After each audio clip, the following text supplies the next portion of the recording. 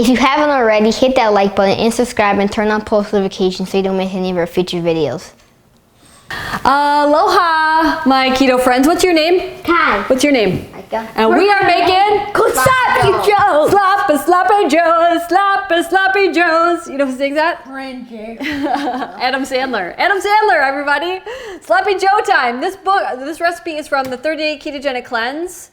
Al Roker likes this recipe. And the buns, the keto bread is also in that recipe. You can put that book down, my friend. But we're gonna start with a pound of ground beef. Now let me tell you, this recipe is so good, I highly suggest doubling it. But right now we have 1 pound of ground beef out, so that's what we're gonna do. Kai, do you wanna saute it up? Because you are so good at this, not this one.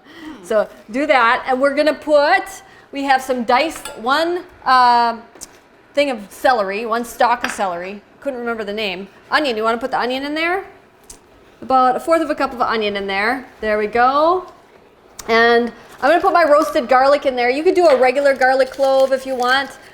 But if you didn't catch it, I always make I made a video of my roasted garlic, and I'm gonna take a clove out of there. It just squeezes right out. Roasted garlic is more mild. Kids usually like it a little bit better. I like it better. It's not so strong. I don't get such bad garlic breath. So we're using roasted garlic, and you're gonna saute this up. It's gonna take about 8 minutes. So while Kai does that, Mike, you wanna do jumping jacks? No! Kai, you wanna do jumping jacks? Yeah. You just shut it off. Oh, we unplugged it. Here we go. Yeah. Okay, you do jumping jacks.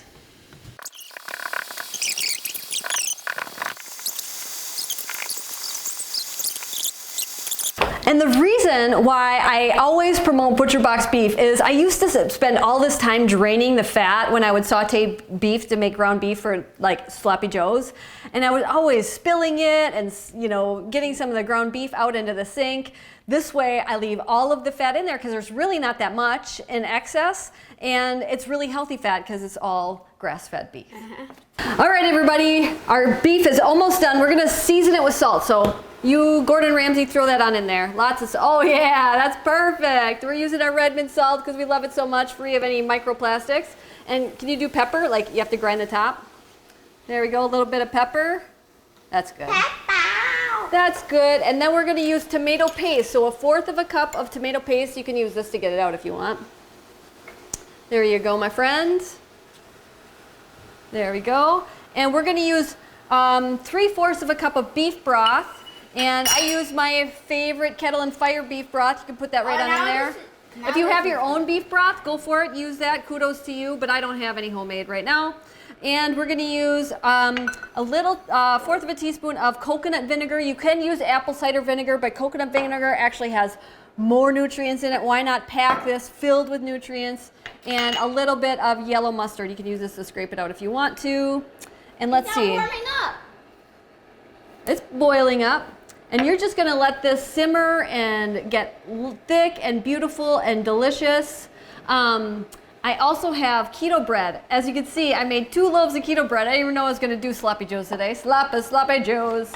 And I also have keto buns in my freezer at all times, so I could make a burger with it. I can make sloppy joes with it.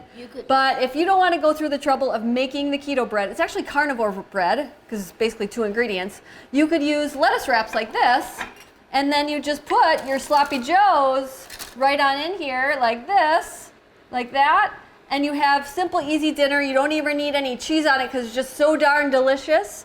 And that's our sloppy joe video. Yay. Wait, I forgot something. If you want it to be sweet, you could add a little bit of swerve or stevia glycerite. And I use about a teaspoon in there. Stevia glycerite is a non-bitter stevia. If you've tried stevia and thought, ugh, I do not like it, try stevia glycerite. It's thick like a honey. It's not bitter. I always forget something, don't I? Yeah. Talking too much. But anyway, this is our sloppy joes. What do you think, everybody? Good. Good in the neighborhood. Micah, you want to say something? Hit that like button and subscribe and turn on post notifications so you don't miss any of our future videos. Sharing is caring. Share this video with your friends.